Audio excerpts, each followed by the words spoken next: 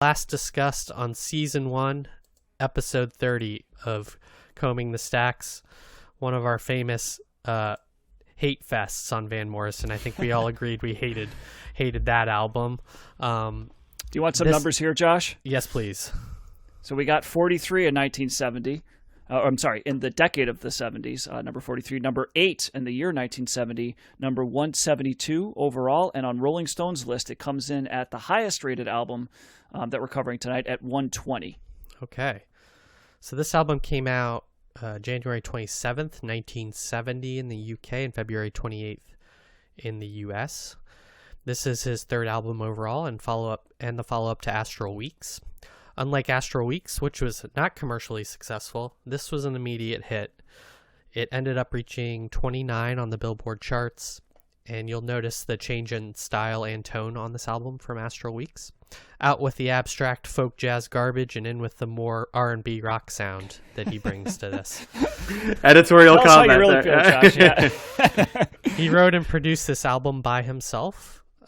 He said that this was a conscious effort on his part to make something more relatable and appealing to the masses. Mm-hmm. I don't know if he, that may have been, I think that was said after the fact. I don't know if that was his exact feeling at the time, but he said that he wanted to sell albums, and sometimes you gotta forego your artistic intentions to. You gotta sell out, Josh. So at least a little bit, maybe. After Astral Weeks, he moved to a house in the Catskills near Woodstock with his wife, whose name is Janet Planet, which I find hilarious. In part because Bob Dylan had recently done the same thing, and he idolized Dylan.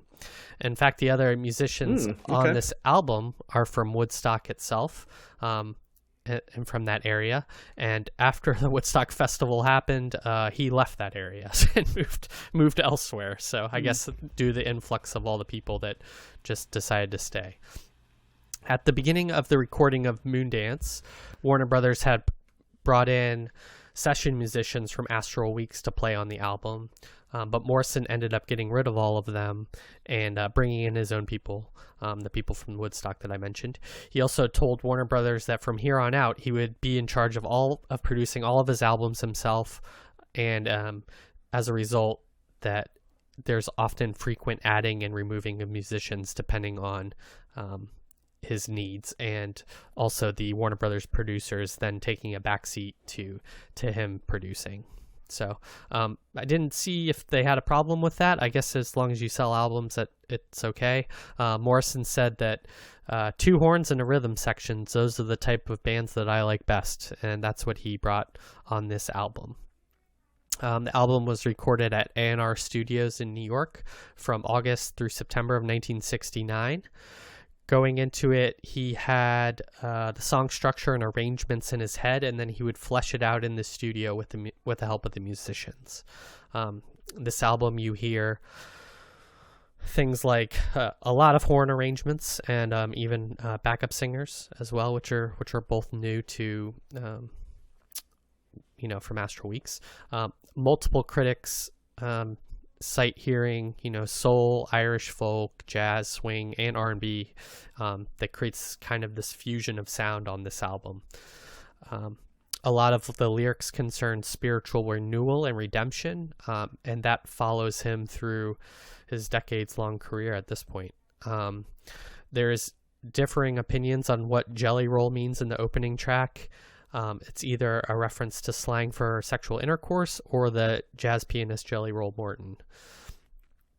And the album cover was shot by Elliot Landy, who also did the cover for Dylan's Nashville Skyline. So there's that connection. This album received critical acclaim across the board by all the critics. Robert Christgau, the Village Voice, gave it an A. Greil Marcus, Lester Bangs, and John Landau of Rolling Stone all said positive things about it. In terms of legacy, this is the album that defines Morrison the most, at least in probably his early career. I mean, at this point, and I'll get to a bit, he has 42 albums out. He's still making music. So, yeah, this is probably the one he's most known for, and definitely got a lot of airplay in the 70s. And some of these songs also became hits for other singers later on down the line. like Crazy Love and Into the Mystic. This became a precursor for the AOR soft rock to come, and Spin called this album, quote, the Great White Soul album. We don't cover any of his other albums after this, so he continued to release albums every year to few years up to today. Interestingly enough, in 1977, he had an album that was a collaboration with Dr. John titled Period of Transition. I have no idea if that's good or not, but I thought that was interesting since we talked about Dr. John on a bonus episode.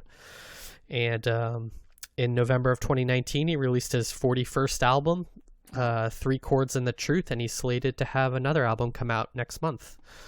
He was inducted into the Rock and Roll Hall of Fame in 1993, and he was the first living artist not to attend the ceremony to accept his award. Robbie Robertson accepted it on his behalf. Oh, was he like, wow, didn't believe in the spirit of the Rock and Roll Hall of Fame, or what? Yeah, that's a good question. I might have to clean the stacks next week to find out. Yeah, because it's not like he had any band members he was fighting, and he was like, I'm not performing with them. He just had to, maybe, was he fighting with himself, and he just didn't want to perform with himself anymore? Maybe he was fighting with this dummy on this ridiculous album cover. Oh, what is that? I didn't see that. Josh has got a Van Morrison picture, and he's playing with a dummy, and he's got his finger up to his lip as if telling it to shut up. Yeah, the album's called The Prophet Speaks, and for some reason, older Van Morrison is speaking with a dummy telling him to be quiet. So that must be really profound. Makes sense. But anyway, I thought that was hilarious, and I wanted to make Matt laugh with the dummy. It worked. Doesn't take much.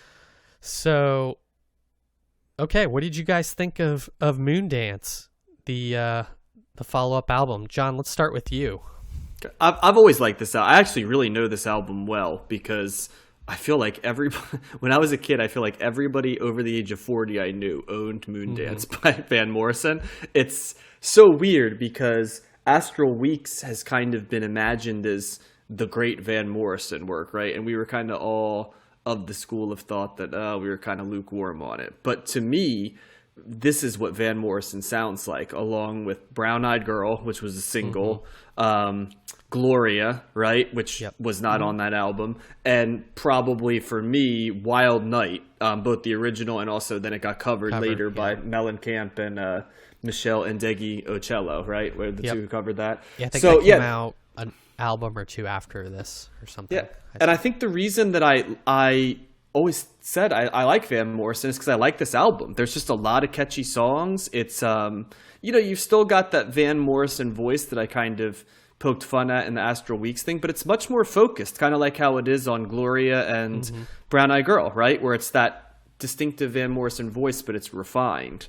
I like the arrangements on this album much more than I liked Astral Weeks' arrangements.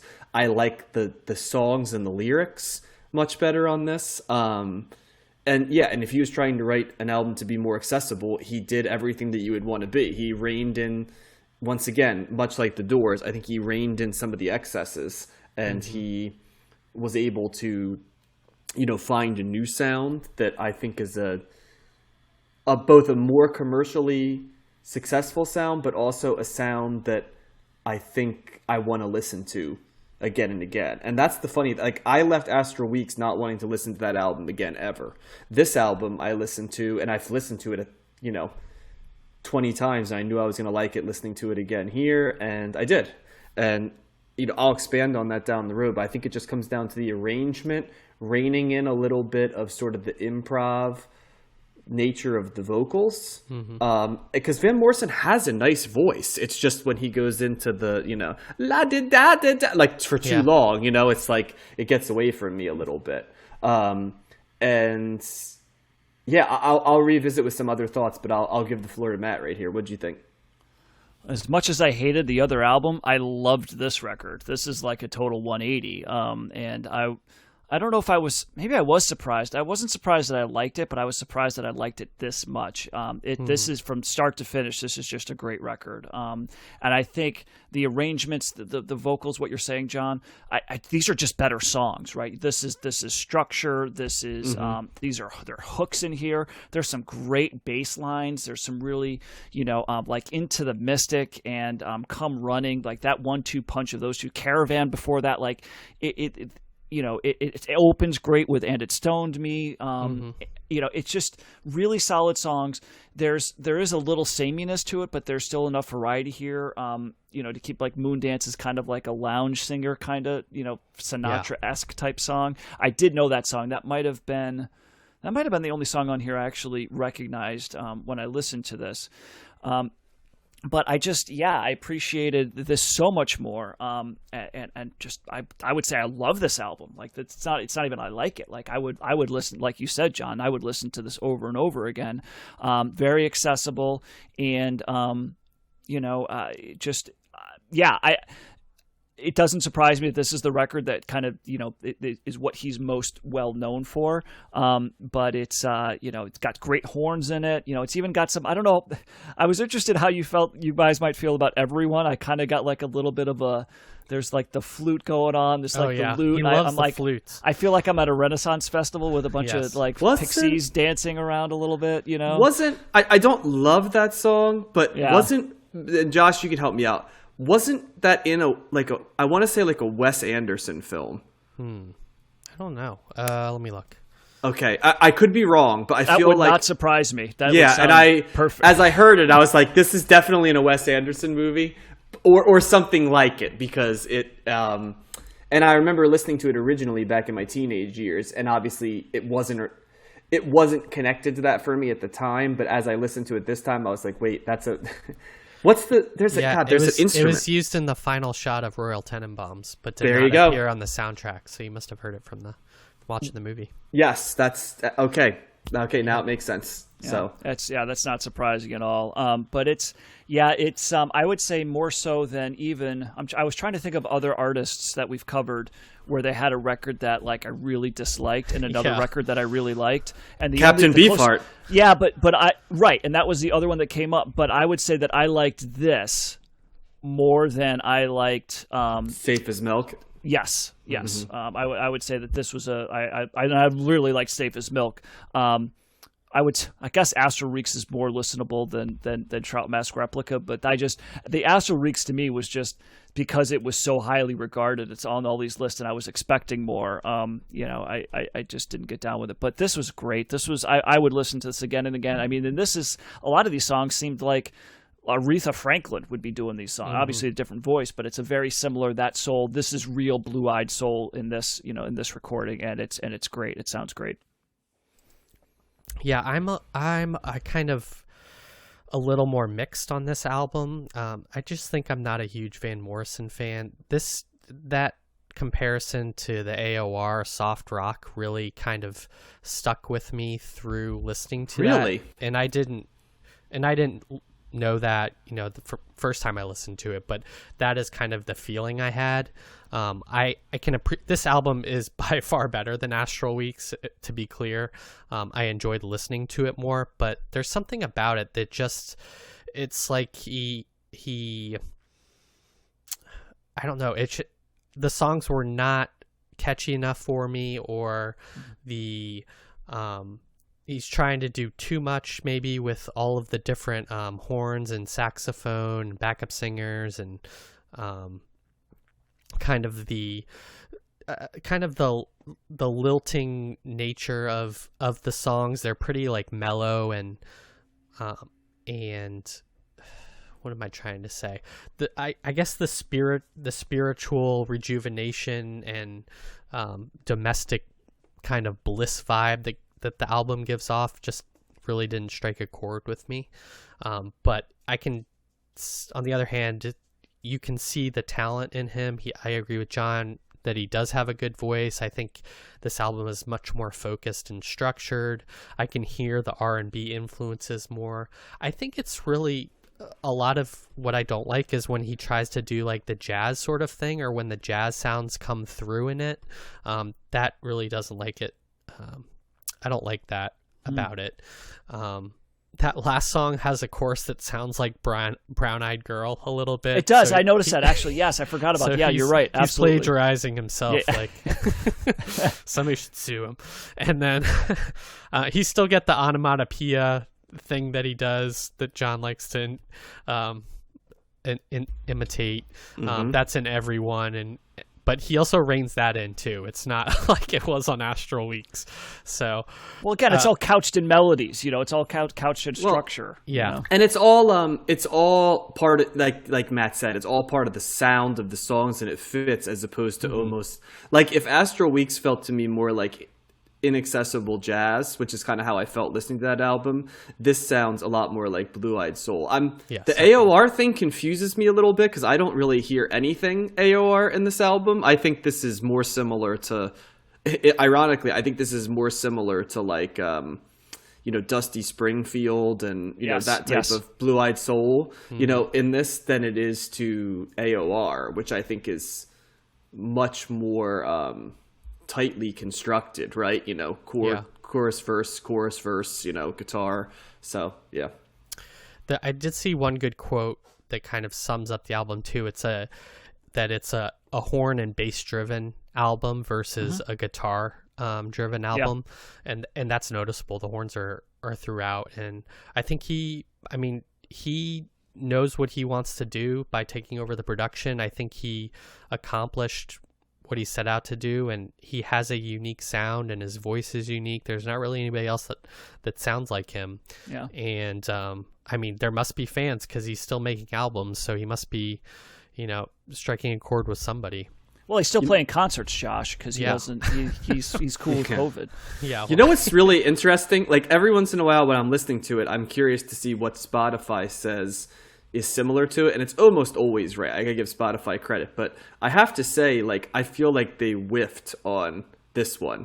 Like they were saying it's most similar, like James Taylor, Paul Simon, Jackson Brown, and I'm like, no, I don't know. What do you guys think? Like, I do not see that. I can kind of see that. I think in terms of the kind of the vibe that he gives off, I think it matches those other artists.